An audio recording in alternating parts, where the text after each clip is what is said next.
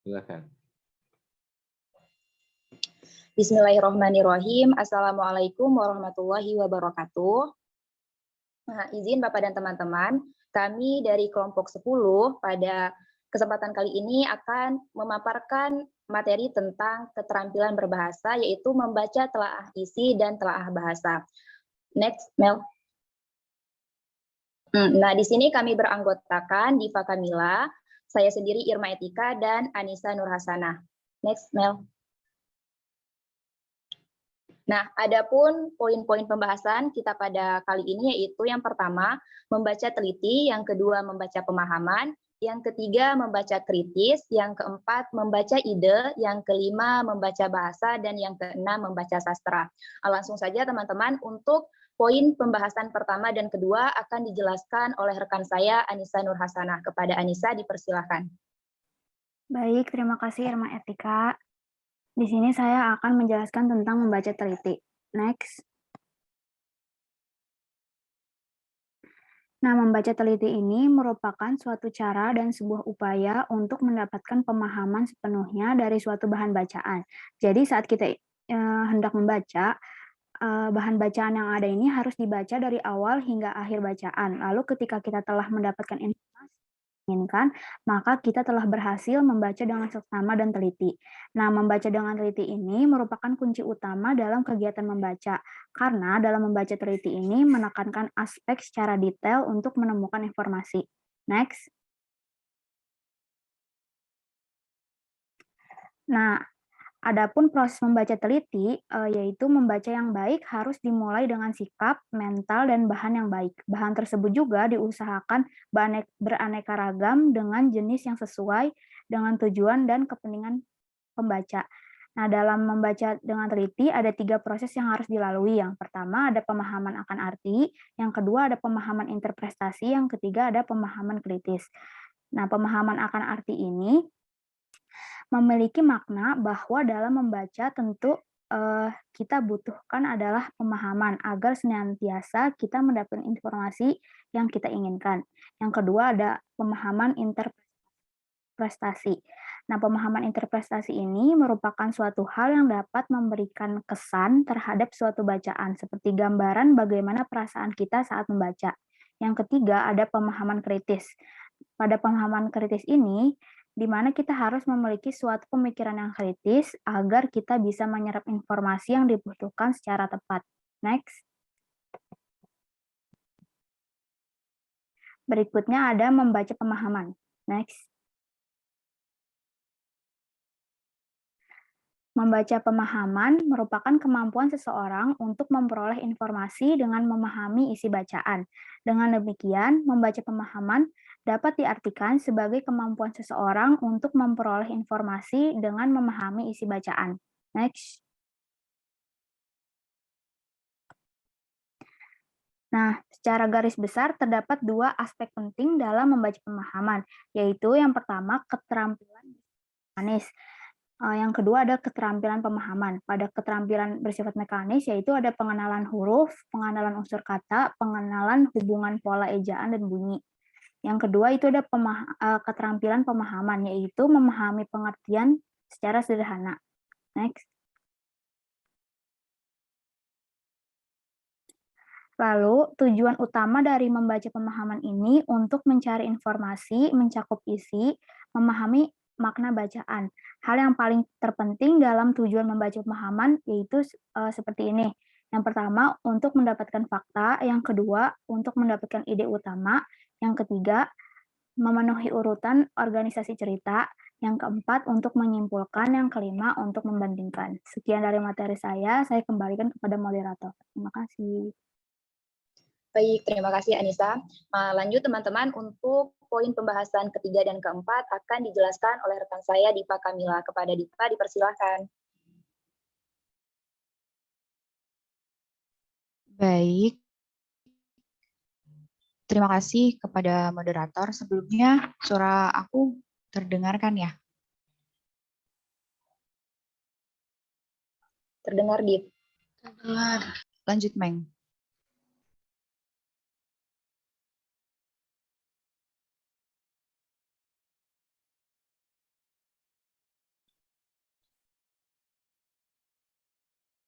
Baik, di sini saya akan menjelaskan mengenai pembahasan membaca kritis. Nah, membaca kritis ini terdapat atau dimaknai oleh beberapa para ahli, diantaranya menurut King. Nah, menurut King ini membaca kritis adalah kegiatan membaca yang melibatkan proses analisis dan evaluasi, serta menuntut pembaca agar mempertimbangkan kualitas isi dari teks yang dibaca. Nah, yang kedua, menurut Paul dan Elder, membaca kritis adalah kegiatan membaca yang dapat mengevaluasi isi dan gaya penulisan berdasarkan kriteria yang dapat dipertanggungjawabkan. Kemudian yang ketiga, menurut Wheeler, bahwa membaca kritis adalah kesiapan seseorang nih untuk membaca, dan ketika dia sudah siap membaca, mereka itu harus siap juga dengan berpikir terbuka, sehingga aktif dalam menerima informasi teks bacaan, kemudian ia menganalisis teks, terus mengungkapkan kembali argumen dan mampu menilai teks secara keseluruhan. Yang keempat ini menurut Kurlan. Menurut Kurlan, membaca kritis merupakan kegiatan membaca yang dimulai dari kegiatan membaca secara teliti, kemudian ia akan mengamati secara cermat, kemudian merefleksikan segala sesuatu di dalam teks yang nantinya seorang pembaca akan menarik kesimpulan dari sebuah teks. Nah, terakhir menurut Hudson, yaitu membaca kritis merupakan kegiatan yang dimulai dari mengenali makna bacaan, kemudian menggunakan kompetensi yang dimiliki dalam memahami sebuah teks yang dibaca, kemudian memahami teks dengan kecepatan tinggi, dan nantinya seorang pembaca akan mampu mengevaluasi teks yang dibaca. Next, Meng.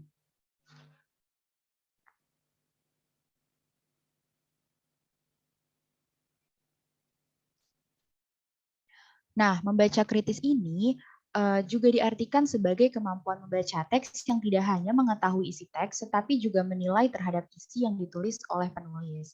Nah, membaca kritis ini juga membentuk pembaca menjadi aktif, kritis, bijaksana, dan rasional. Sehingga membaca kritis ini simpulkan bahwa seseorang yang melakukan gaya membaca dengan membaca kritis ini, dia tidak hanya menerima atau mendapatkan informasi dari teks yang dibaca, tetapi seorang pembaca itu akan mampu menganalisis, mengevaluasi, bahkan menarik kesimpulan dari yang dibaca, dan ia akan mampu mengetahui nih layak atau tidaknya isi dari teks, bahkan dia akan memperhatikan gaya penulisan dari sebuah teks tersebut. Nah, dengan membaca kritis, seseorang ini akan aktif dan kreatif dalam menganalisis atau mengevaluasi teksnya. Dan dengan membaca kritis pula, seseorang itu akan mampu mengetahui makna tersirat dari sebuah teks. Sehingga ketika seseorang sudah mampu melakukan kegiatan membaca kritis, ia akan mampu atau ia akan memiliki pemahaman kontekstual yang tinggi dan yang nantinya pun cara berpikir kritis mereka itu akan meningkat pula. Next.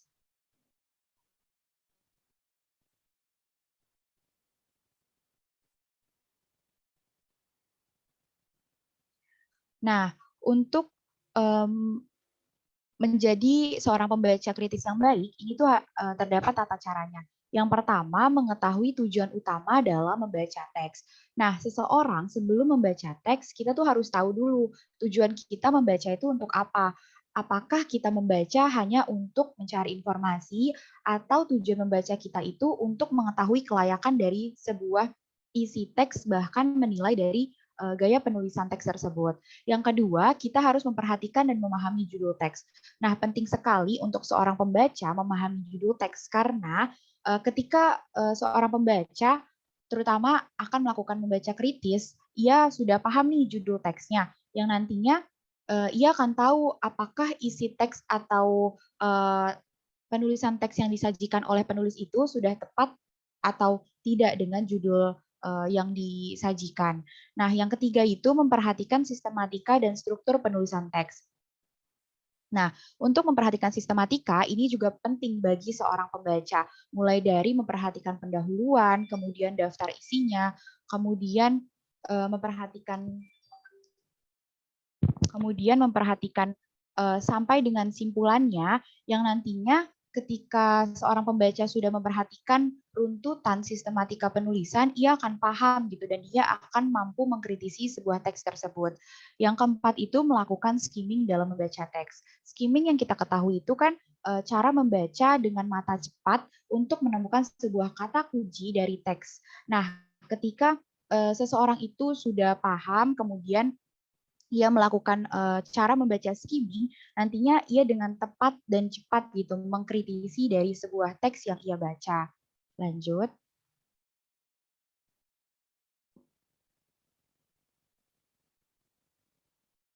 Selanjutnya, membaca dengan teliti dan hati-hati. Nah, kenapa sih dalam membaca kritis ini perlu ketelitian dan kehati-hatian, karena ketika seseorang sudah memiliki sikap seperti ini, ia akan dengan mudah menemukan kata-kata baru yang belum ia pahami. Misalnya, ia memberikan tanda dengan stabilo atau dalam bentuk apapun lainnya, yang nantinya ketika ia menemukan kata-kata baru, ia tuh akan mencari tahu gitu, seseorang yang akan kata-kata baru yang ia diamkan saja, tetapi ketika ia menemukan makna-makna baru, ia akan mencari tahu gitu, dan itu akan berguna untuk perbendaharaan kosakatanya. Kemudian membuat catatan kembali berdasarkan pemahaman sendiri. Nah, seseorang yang membaca kritis setelah ia menemukan kata-kata baru, nantinya ia akan menuliskan catatan kembalinya berdasarkan pemahaman dan bahasanya sendiri mengenai teks tersebut. Kemudian mengkaji sumber rujukan yang digunakan dalam teks bacaan. Nah, tidak hanya membuat catatan, ia juga akan mengkaji sumber rujukan. Apakah sumber rujukan yang digunakan dalam teks tersebut relevan atau tidak, terus tepat, akurat atau tidak. Kemudian membuat kerangka pertanyaan. Nah, membuat kerangka pertanyaan ini ketika dia sudah menganalisis atau mengkritisi semuanya, baik dari isi, gaya penulisan, bahkan sampai dengan daftar pustakanya, ia akan membuat kerangka pertanyaan nih, hal-hal apa saja yang akan ia kritisi dari sebuah teks tersebut. Lanjut, Meng. Nah, yang terakhir, membaca kembali teks yang sudah dibaca. Ketika dia sudah punya kerangka pertanyaan yang dibuat, dan ia akan mengkritisi, kemudian ia akan membaca kembali nih, apakah hal-hal yang ia akan kritisi ini sudah terjawab belum di dalam teks. Jika sudah, berarti cara mengkritisi, cara orang tersebut mengkritisi sebuah teks sudah selesai. Namun ketika ia belum mendapatkan, ia akan mencari bukti-bukti lainnya yang dapat menjawab pertanyaannya tersebut. Lanjut.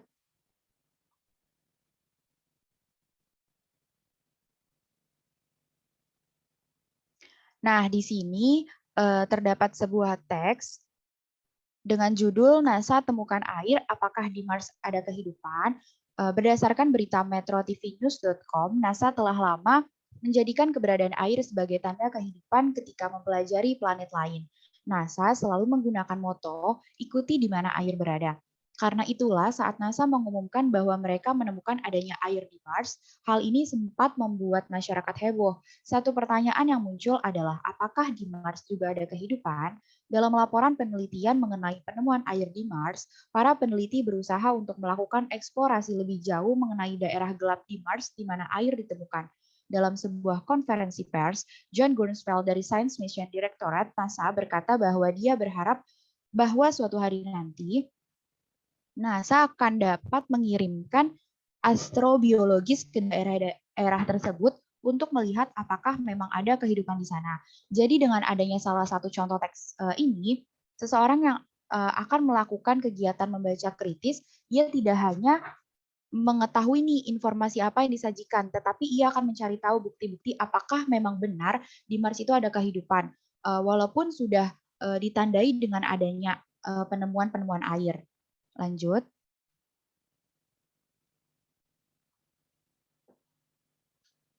Selanjutnya, poin yang akan saya bahas adalah membaca ide.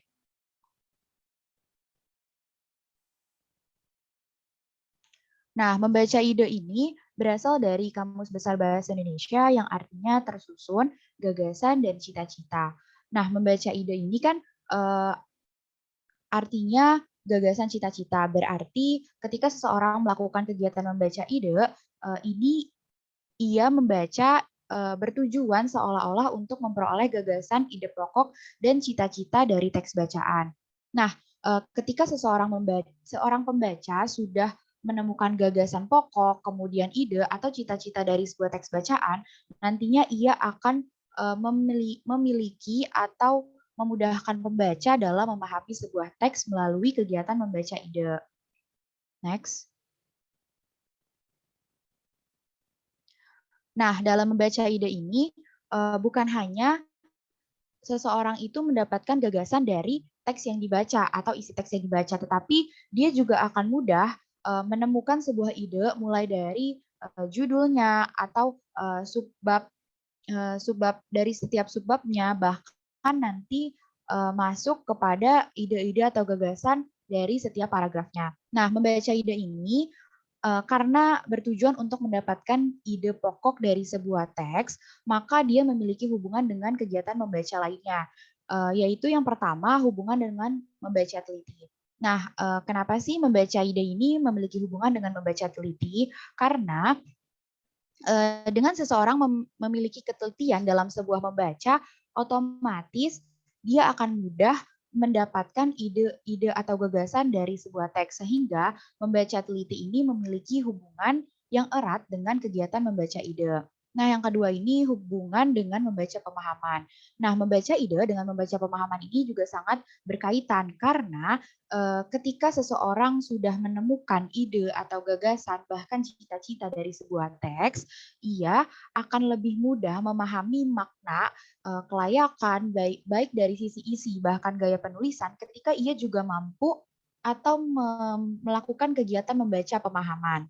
Nah, yang ketiga, ini hubungannya dengan membaca kritis. Nah, hubungan membaca ide dengan membaca kritis, yaitu ketika seseorang sudah mendapatkan gagasan atau ide pokok dari sebuah teks yang nantinya ketika ia imbangi dengan kegiatan membaca pemahaman, ia akan mudah memahami sebuah teks bacaan. Yang nantinya ketika ia sudah paham, itu ia dengan mudah melakukan kegiatan membaca kritis, yang artinya ketika dia paham, ia bukan hanya mendapatkan informasi, tetapi dia juga mampu menganalisis atau mengevaluasi kelayakan dari sebuah teks tersebut. Lanjut.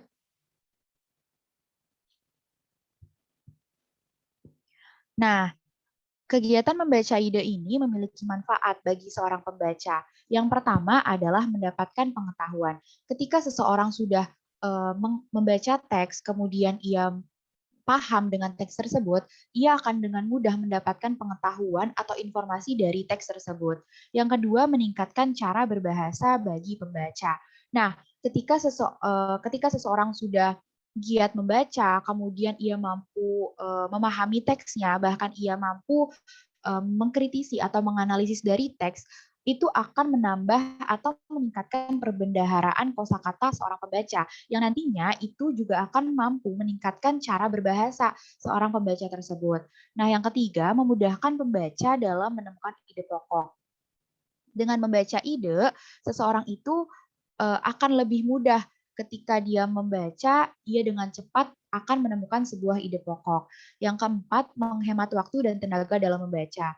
Nah, dengan kegiatan membaca ide, seseorang yang akan membaca secara keseluruhan teks, nantinya ketika ia akan memahami, ia tuh tidak perlu melakukan keseluruhan gitu. Jadi dia cukup membaca sesuai pemahamannya, yang nantinya ia akan menemukan ide-ide pokok. Dan ketika ide-ide pokok itu sudah ia dapatkan, otomatis kan ia sudah paham dengan isi teks tersebut, sehingga itu akan jauh lebih menghemat waktu dan tenaga dalam kegiatan membaca. Lanjut.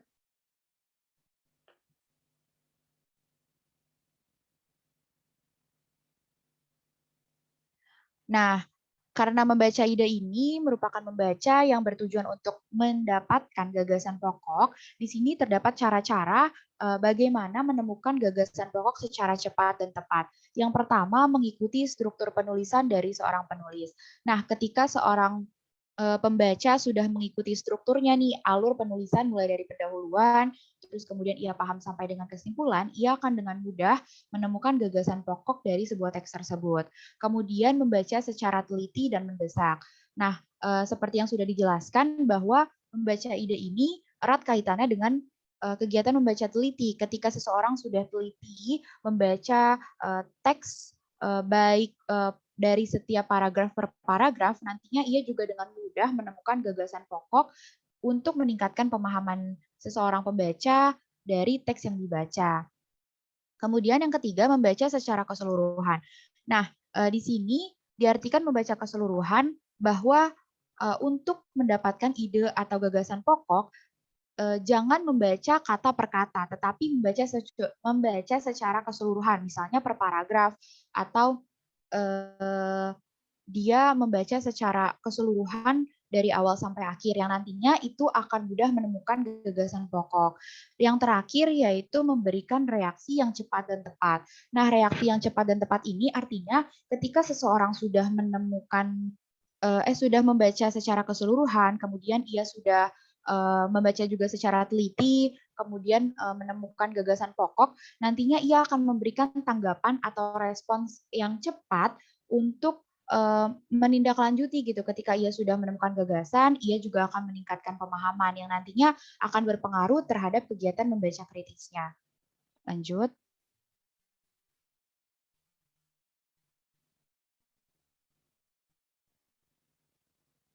Mungkin cukup sekian penjelasan dari saya. Selanjutnya saya serahkan kembali kepada moderator. Baik, terima kasih Diva. Lanjut ya teman-teman, untuk poin pembahasan selanjutnya akan dijelaskan oleh saya sendiri, yaitu tentang membaca bahasa.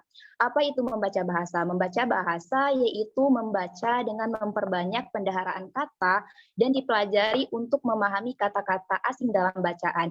Nah, membaca bahasa ini memiliki tujuan utama, yaitu yang pertama memperbesar daya kata dan mengembangkan kosakata.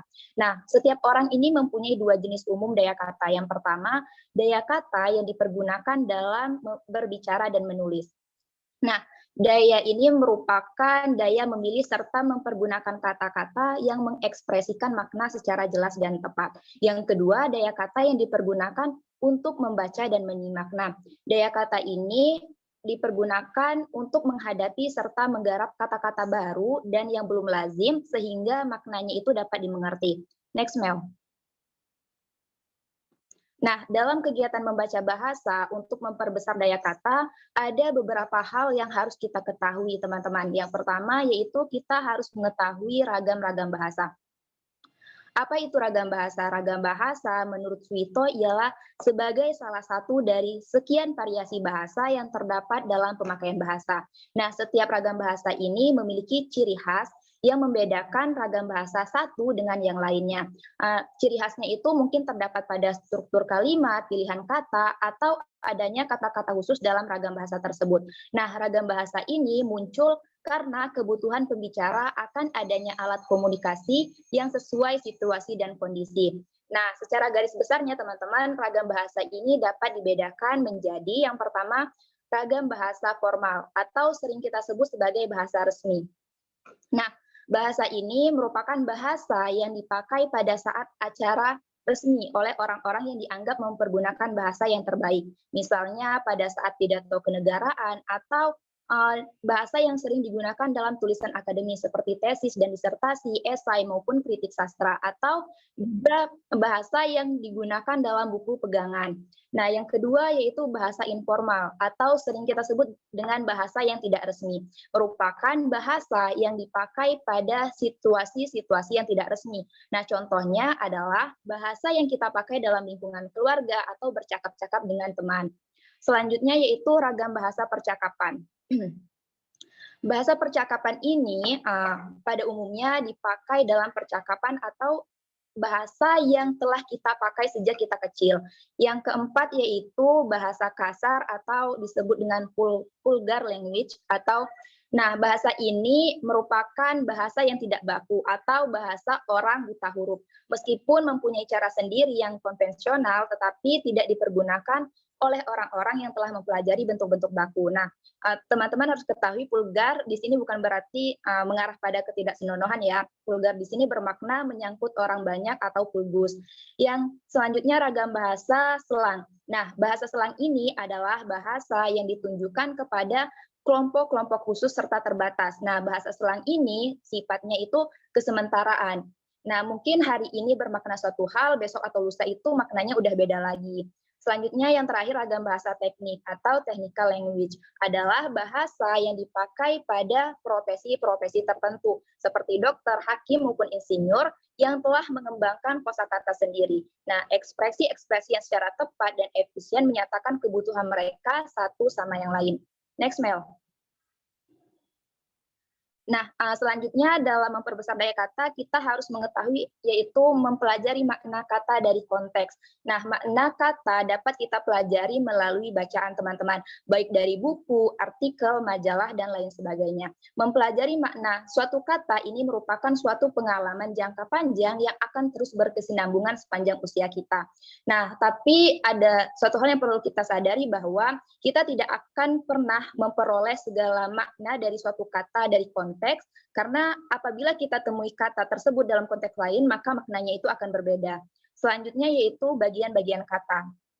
Nah, bagian-bagian kata ini digunakan sebagai tambahan terhadap petunjuk-petunjuk konteks untuk menentukan makna suatu kata yang baru. Yang keempat yaitu penggunaan kamus. Nah, penggunaan kamus adalah sering disebut sebagai rekam kata-kata yang membangun suatu bahasa. Sedangkan bahasa merupakan suatu yang hidup dinamis atau berkembang dan berubah. Nah, kamus ini memiliki peran penting bagi seorang yang sedang memperdalam suatu bacaan. Kamus akan mengatakan dengan tegas apakah suatu kata itu benar atau tidak. Dari kamus, kita dapat belajar bentuk, jenis, serta kekerabatan kata-kata. Yang kelima yaitu makna-makna varian. Nah, setiap kata akan memiliki makna-makna yang berbeda. Perbedaan itulah yang disebut dengan variasi bahasa. Oleh karena itu, kita harus membiasakan memperhatikan makna-makna yang berbeda atau yang terkandung dalam suatu kata. Selanjutnya yang keenam, kita harus mengetahui idiom atau disebut dengan ungkapan. Nah, menurut Munir Al-Baki, idiom ini merupakan ungkapan yang memiliki arti yang tidak mungkin dimengerti secara kata per kata saja. Sedangkan menurut Longman, idiom adalah rangkaian kata-kata yang mempunyai arti tertentu yang bertentangan dengan arti masing-masing kata pada artian kata itu sendiri. Nah, sehingga dapat disimpulkan bahwa idiom ini merupakan ekspresi yang tidak dapat dimengerti dari makna terpisah. Nah, oleh karena itu, kata-kata itu harus diperlakukan sebagai suatu keseluruhan. Selanjutnya, teman-teman, kita harus mengetahui untuk memperbesar daya kata, kita harus mengetahui sinonim dan antonim. Nah, mungkin untuk sinonim dan antonim, teman-teman sudah tidak asing lagi. Apa itu sinonim? Sinonim adalah kata yang terdiri atas sin yang memiliki arti sama atau serupa, dan akar onim yang memiliki arti nama. Dengan kata lain, sinonim adalah kata-kata yang mengandung arti pusat yang sama, tetapi berbeda nilai kata. Nah, secara singkatnya, sinonim adalah kata-kata yang mempunyai denotasi yang sama, tetapi berbeda konotasi. Nah, contohnya itu seperti cantik, indah, permai, bagus, dan lain sebagainya. Dan yang selanjutnya yaitu antonim. Antonim adalah lawan kata. Nah, yaitu kata-kata yang mengandung makna yang berkebalikan atau berlawanan dengan kata-kata yang lain. Contohnya seperti kuat dengan lemah, kiri dengan kanan, jauh dengan dekat, besar dengan kecil, dan lain sebagainya. Selanjutnya, yang kedelapan, kita harus mengetahui konotasi dan denotasi. Nah, setiap kata itu kan mempunyai arti pusat dan arti tambahan atau mempunyai denotasi dan konotasi. Nah, denotasi ini mengacu pada batasan harfiah suatu kata kepada makna yang disepakati oleh banyak orang. Sedangkan konotasi itu mengacu pada segala sesuatu yang disarankan oleh sebuah kata, baik itu selera emosionalnya, nadanya, dan lain sebagainya. Nah, pemahaman terhadap konotasi dan denotasi kata-kata ini sangat penting karena diperlukan bagi pembaca agar memperoleh sukses yang lebih baik dalam usaha peningkatan daya kata. Dan yang terakhir yaitu kita harus mengetahui derivasi. Nah, derivasi adalah proses morfologis yang menghasilkan morfem baru atau sering disebut sebagai asal-usul kata. Nah, apabila kita ingin meningkatkan daya kata atau memperbanyak kosakata, maka pengetahuan mengenai derivasi atau asal-usul kata ini sangat penting untuk dipelajari. Next, Mel.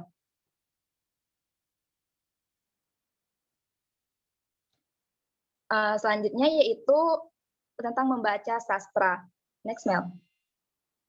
Nah, membaca sastra yaitu membaca yang membutuhkan kemampuan pembaca untuk memahami bahasa dan sastra untuk memiliki rasa intuisi dalam suatu karya sastra. Nah, apabila seorang pembaca dapat mengenal serta mengerti seluk-beluk bahasa dalam suatu karya sastra, maka akan semakin mudah ia memahami isinya dan menikmati keindahannya.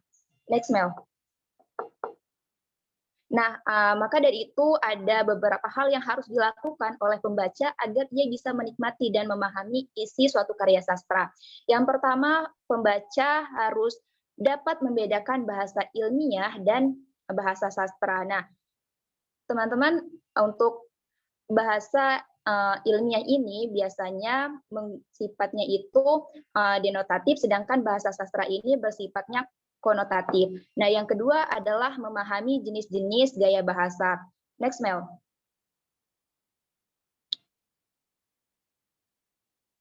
Nah, jenis-jenis gaya bahasa di sini saya akan menjelaskan secara singkat, yaitu yang pertama bahasa perbandingan, yaitu di sini dibagi menjadi 3, yaitu metafora. Metafora adalah sejenis gaya bahasa perbandingan yang paling singkat, padat, dan tersusun rapi. Di dalamnya itu terdapat 2 ide. Yang pertama adalah suatu kenyataan atau sesuatu yang dipikirkan, dan ide yang satunya lagi merupakan perbandingan terhadap kenyataan tadi.